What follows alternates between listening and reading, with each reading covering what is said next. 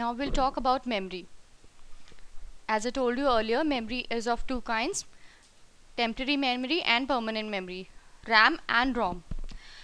अब यहाँ पे हम देख सकते हैं रैम एंड रोम को भी हमने क्लासिफाई किया हुआ है प्राइमरी मेमोरी के अंदर. उससे पहले हमारी आती है secondary memory, which is actually this component is actually depending upon the type of storage. अगर हम सिर्फ मेमोरी की बात करें तो when we talk about memory in general, memory को हम टू टाइप्स में क्लासिफाई करते हैं, रैम में और रोम में. लेकिन अगर हम स्टोरेज के बेसिस पे मेमोरी को क्लासिफाई करें कि हमारा प्राइमरी मेमोरी है कौन सी, हमारी सेकेंडरी कौन सी है, जहाँ पे हमारा मेन जो डेटा होता है वो as you can see primary, मतलब जो हमारे लिए प्राइम है, सबसे इंपॉर्टेंट मेमोरी है, वो हमारी होती है रैम और रोम.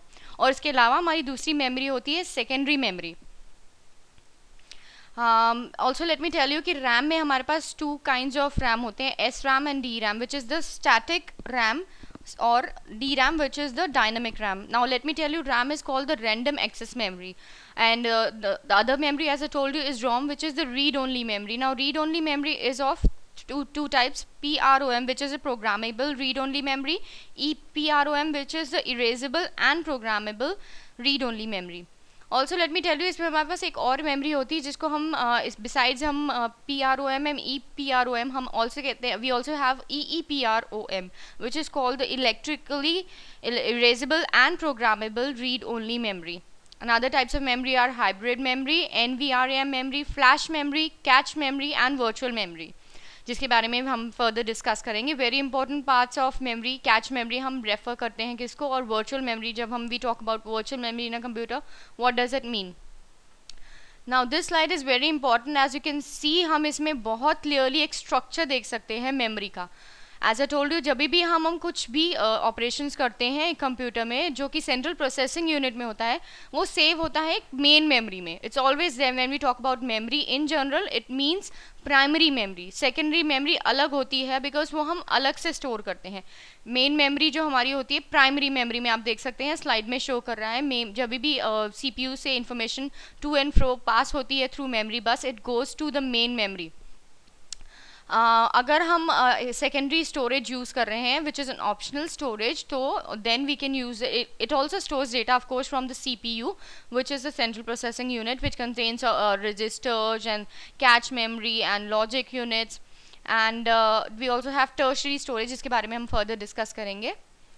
Now we talk about secondary memory. Secondary storage और सेकेंडरी मेमोरी वो होती है जहाँ पे हमारा डेटा हम वो स्टोर करते हैं जो कि नॉन वॉलेटाइल होता है. I'm sorry, secondary storage does not lose data when the device is powered down. It is non volatile, because जो भी डेटा हमारा नॉन वॉलेटाइल होता है वो हमारे सेकेंडरी स्टोरेज में जाता है, और हमारा अगर जैसे शट डाउन हो जाता है सिस्टम, तो वो हमारा डेटा कभी भी लूज़ नहीं होता. Actually, it is also an order of magnitude less expensive than primary storage. The secondary storage is often formatted according to a file system format, which provides the abstraction necessary to organize data into file directories.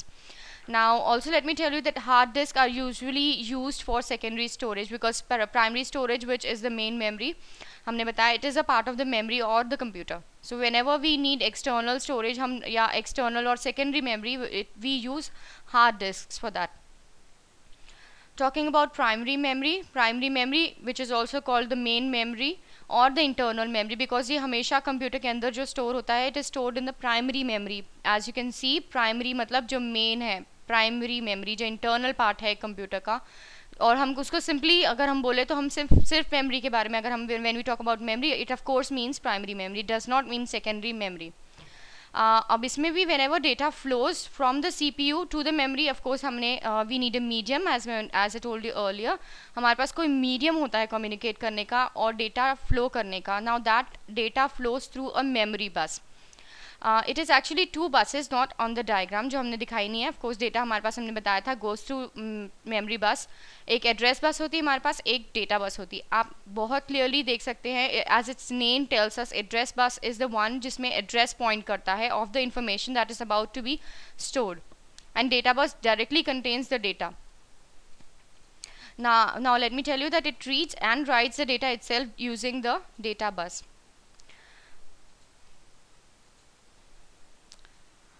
Primary memory is divided into RAM and ROM. RAM is the random access memory and ROM is the read only memory. We talk about RAM now. Now RAM family includes two important memory devices, SRAM जो हमने पहले बताया था, which is the static RAM, and DRAM, which is the dynamic RAM. The primary difference between the two is the lifetime of the data they store. Static of course retains the contents as long as electronic power is applied to the chip. अगर हम turn off कर देते हैं computer को तो वो SRAM वाली जो भी मेमोरी है, जो भी डेटा है, it will be lost. Because वो स्टैटिकली सेव कर रहा है डेटा को, it is not permanently saving it's like हम टेम्परेरीली कहीं स्टोर कर रहे हैं, तो रैम में it get stored in S RAM. D RAM की बात करें तो डी रैम में वो डेटा स्टोर होता है जो शॉर्ट डेटा लाइफ टाइप का होता है, जैसे कि 4 मिलीसेकेंड्स का हो गया. अगर हम पावर अप्लाई करते हैं constantly, D RAM controller is use to refresh the data before it expires, because अगर वो एक्सपायर होने वाला है उससे पहले वो अपने आप को रिफ्रेश कर लेता है. सो उसके कंटेंट्स भी हमेशा लाइव रहते हैं as long as they are needed. So D RAM is of course more useful than S RAM, which is the static random access memory. Type of RAM are double data rate, which is called the DDR, and synchronous dynamic random access memory, जिसको हम SDRAM भी कहते हैं. Now here we compare the DDR2, DDR and the SRAM. As you can see, the DDR2 memory is fundamental similar to DDR SDRAM, but इसमें जो difference है वो ये है कि bandwidth इसका double होता है, because it uses a technique which is called the multiplexing technique. And the DDR2 memory cell is still clocked at the same frequency as the DDR, SDRAM and SDRM cells, but the frequency of the input-output buffer is higher. Now the bus that connects the memory cells with the buffer is twice wider compared to DDL. जो main difference है वो यही है कि इसमें जो bus होती है it's twice wider than the DDR. Now we have two types of ROM, which is the we have three types of ROM. Main जो है वो two है, PROM and EPROM. Besides we also have EEPROM. As I told you, PROM is the programmable read-only memory, and EPROM is the erasable and programmable ROM, and the EEPROM is electrically erasable and programmable ROM. इसके बारे में अभी आपको मैं difference बताती हूँ क्या होता है. Now जब हम डेटा लिखते हैं PROM, तो हमारे पास एक स्पेशल पीस ऑफ इक्विपमेंट होता है जिसको हम डिवाइस प्रोग्रामर कहते हैं. अब डिवाइस प्रोग्रामर जो राइट करता है डेटा, वो 1 वर्ड लिखता है एक बारी में, और वो इलेक्ट्रिकल चार्ज अप्लाई करता है इनपुट पिंस को. हमारे पास चिप के ऊपर इनपुट पिंस होती हैं जिसके ऊपर वो इलेक्ट्रिकल चार्ज यूज़ करता है, and it copies and actually rights down data 1 word at a time. Or once a PORM has been programmed in this way, the contents can never be changed because हमने उसको permanently apply कर दिया है. If the code or data stored in the PROM must be changed, the current device must be discarded, because as I told you कि वो एक data apply करता है ना, we use electrical charge, तो वो permanently उन pins के ऊपर chip के ऊपर जो pins होती हैं उनके ऊपर एक electrical charge के through input pins को change करता है, and it actually does it permanently, because अगर हमारे को वो data discard change करना है तो वो नहीं हो सकता, हमको वो device को discard करके एक नया data बनाना पड़ेगा. इसीलिए PROMs are also known as one-time programmable devices, which is also called OTP, which is one-time programmable devices. Coming now to the next one, EPROM, erasable and programmable ROM. Now ये भी same manner में program होते हैं जैसे PROM, but इनमें एक major difference वो होता है कि these are you can see इनका name में है erasable. So the difference between PROM and EPROM is कि these can be erased and reprogrammed, and they can be done number of times. इसमें हमको क्या करना होता है कि हमने जो डिवाइस लिया है उसको हम लेकर एक अल्ट्रा वायलेट लाइट से सीधा एक्सपोज करेंगे, एंड देन हम अपनी पूरी चिप को रीसेट करके और दोबारा से प्रोग्राम कर सकते हैं. If you want to erase and reprogram the EPROM, then we use this technique. Now of course इसमें एक advantage है, तो it is more expensive than the PROM. and they can be reprogrammable, which is the main difference between PORM and EPORM. EEPROM can also be इनका भी नाम में erasable and programmable है, तो of course they can also be erased and programmed.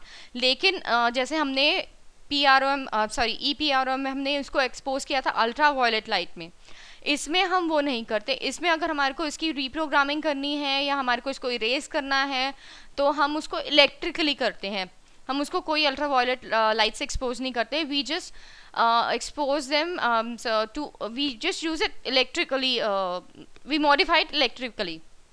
Now ये आप देख सकते हैं यहाँ पे यही लिखा, once written the new data will remain in the device forever or at least until it is electrically erased. हम उसको वैसे ही यूज़ कर सकते हैं जैसे EPROM को हम यूज़ करते हैं, बार बार चेंजेस कर सकते हैं हम इसमें. Now we'll talk about cache memory. Cache memory आपने बहुत frequently सुना होगा कि memory, cache memory, because it's a very important and it's a basic concept of memory. A CPU cache memory is a cache used by the central processing unit of a computer to reduce the average time to access memory. The cache is smaller, faster memory which stores copies of the data from the most frequently used main memory locations. As long as most memory accesses are cached memory locations, the average latency of memory access will be closer to the cache latency than to the latency of the main memory.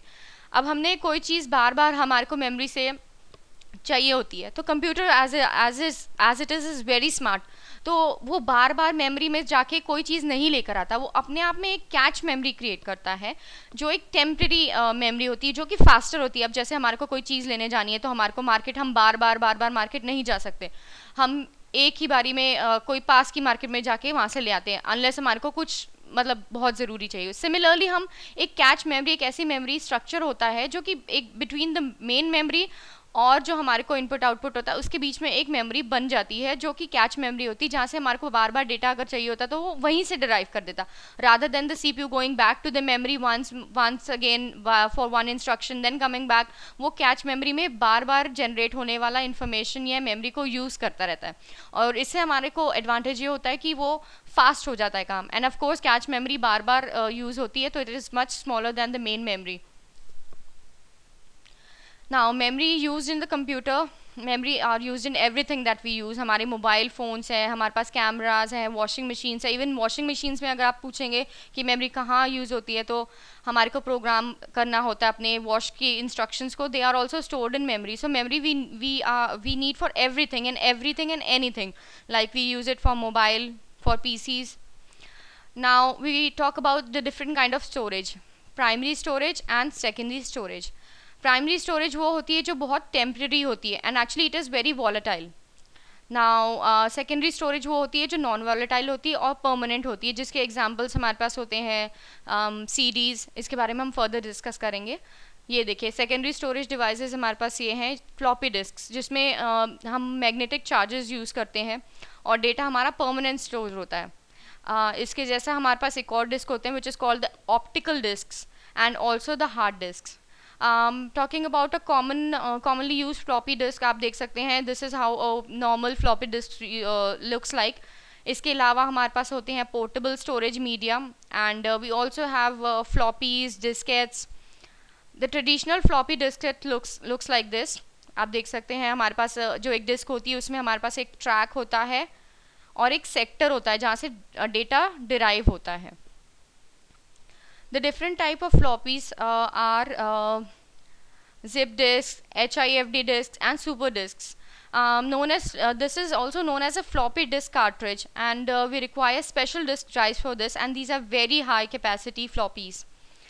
Hard disks are much thicker. They have metallic platters for storage, and they are floppy diskette जो होती है हमारी उससे ज़्यादा fast होती है हमारी hard disk, because actually floppy disk जो होती है उसमें हमारे पास मेमोरी भी लिमिटेड होती है, हमारी कैपेसिटी लिमिटेड होती है, जबकि हमारा एक हार्ड ड्राइव होगा या हार्ड डिस्क अगर हम बोलें तो उसमें हमारे पास अपनी नीड के हिसाब से हम हार्ड डिस्क ले सकते हैं and it has much larger capacity of memory end of course it is sensitive instrument.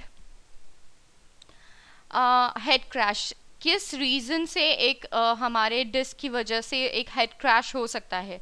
अगर वी हैव डस्ट पार्टिकल्स या वी हैव स्मोक पार्टिकल्स, कुछ भी ऐसा जो हमारी डिस्क को ख़राब करता है, it causes a head crash in the disk head.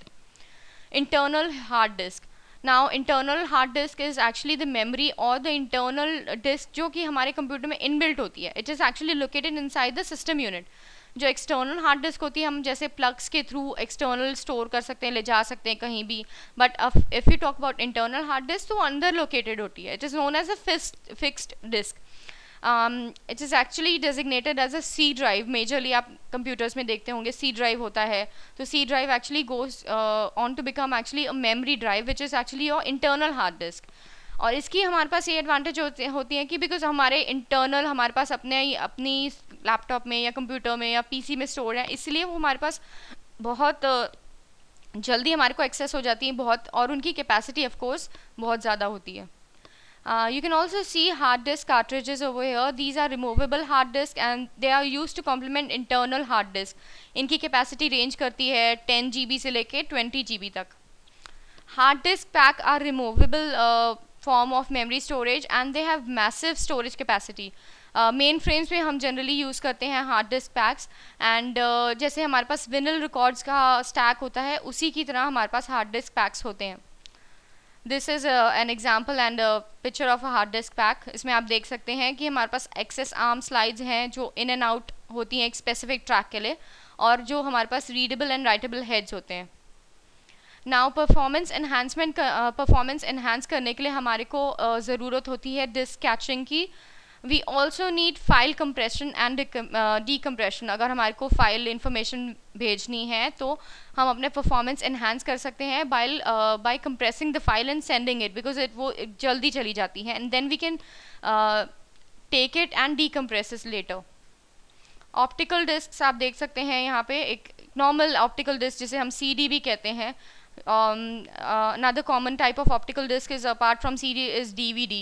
इसमें हमारे पास लेज़र बीम्स होती हैं और यहाँ पे परमानेंटली डेटा स्टोर होता है। These are actually very compact disks. Compact disks are optical format और इसमें 650 MB से लेके 1 GB तक कैपेसिटी होती है। नाउ इनकी रोटेशन स्पीड्स वेरी करती हैं इनके टाइप के ऊपर। कुछ रीड ओनली होती हैं CD-ROMs, कुछ राइट वंस होती हैं, कुछ रीड राइटेबल होती हैं, उनको पिक्चर एंड फोटो सीरीज़ होती है। Depending on the type of CD ये कौन सी हैं, इनकी रोटेशन स्पीड अलग अलग होती हैं। We talk about now digital versatile disk. Digital versatile disk जिसको हम DVD भी कहते हैं या डिजिटल वीडियो डिस्क भी कहते हैं, ये सीरीज़ की तरह होती है, लेकिन इसमें डेटा कंपैरेटिवली मोर होता है। एज इन लाइक सीरीज़ में हमारे पास डेटा थोड़ा कम होता है, DVDs में हमारे पास data can be more data can be stored, and of course they are also of different types. Just like them, they are just like CDs, they are also read only, or they are write once type of DVDs, or they are rewritable kind of DVDs. Data play, not very oftenly used, but data play is actually an optical disc and it has a write once format. इसका quarter size 500 MB capacity का होता है और इसमें कम से कम minimum like we have 5 hours of CD quality sound इसमें रिकॉर्डिंग होती है। Now these are used for storing and playing music files generally, but this is not one of the common storage media as you can. आप लोगों ने बहुत ने नहीं सुना होगा डेटा प्ले के बारे में, but is actually a kind of optical disk. Another kind of optical storage, another kind of secondary storage is solid state storage, internet hard drives and magnetic tape. Of course आपने internet hard drive सुनी होंगी जहाँ पे हम अपना data over the internet हम store कर सकते हैं। solid state storage तो वही होगी जिसमें हम डायरेक्टली फ्लैश मेमोरी कार्ड्स जैसे हो गए हम नोटबुक कंप्यूटर्स में यूज़ करते हैं, या MP3 फाइल्स में जो हमारे पास होते हैं flash memory cards, these are actually a form of solid state storage. हम की चेन हार्ड ड्राइवर्स भी यूज़ करते हैं for flash memory devices. Now these are connected to a USB port, जैसे कि हम MP3 प्लेयर्स में देखते हैं। Apart from this we can also store memory and information on internet through internet hard drives. One common example you can see here is 𝗪𝗏𝗡. 𝗪𝗏𝗡.com is actually a kind of internet hard drive. Now magnetic tape. Magnetic tape is an external storage medium. इसमें हमारे पास sequential access होता है information का। और of course they are slower than the direct access because हमारी external storage होती है हमेशा, it takes more time than internal storage. अगर हमारे पास एक external storage medium है और internal storage medium है, because अपना memory है, तो it is much more and easily and quickly accessible. So any medium of external storage takes more time than the direct access mode of storing memory. Magnetic tape streamers or tape cartridges used by both mainframe and microcomputers.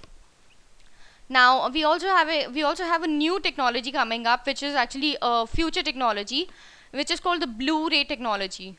You might not be very familiar with this, but this is actually a new kind of storage standard. It is a Blu-ray. New discs use blue laser light instead of the red laser light used in the traditional CD players. Discs may ultimately hold over 30 GB on one side. Imagine the kind of data हम उस पे transfer कर सकते हैं. We have around 50 GB on two sides.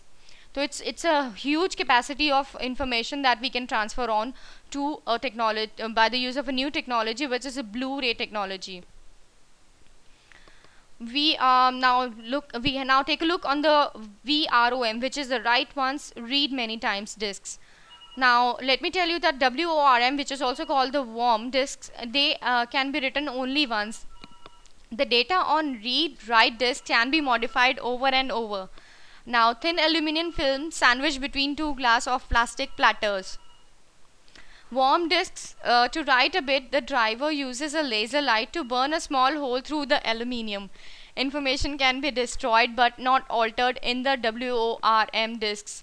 They are very durable and reliable. Now WORM disks are read-only disks. हमने आपको बताया था कि इसका नाम है write once, read many times. So these are actually those disks such as CD-ROM and DVD from the factory. These are the read-only disks such as CD-ROM and DVD from the factory with the data pre-recorded. You cannot modify data in this one. Now we have some exercises for you. You need to classify the different types of RAM and also tell us about the difference between the primary and the secondary memory. Thank you very much.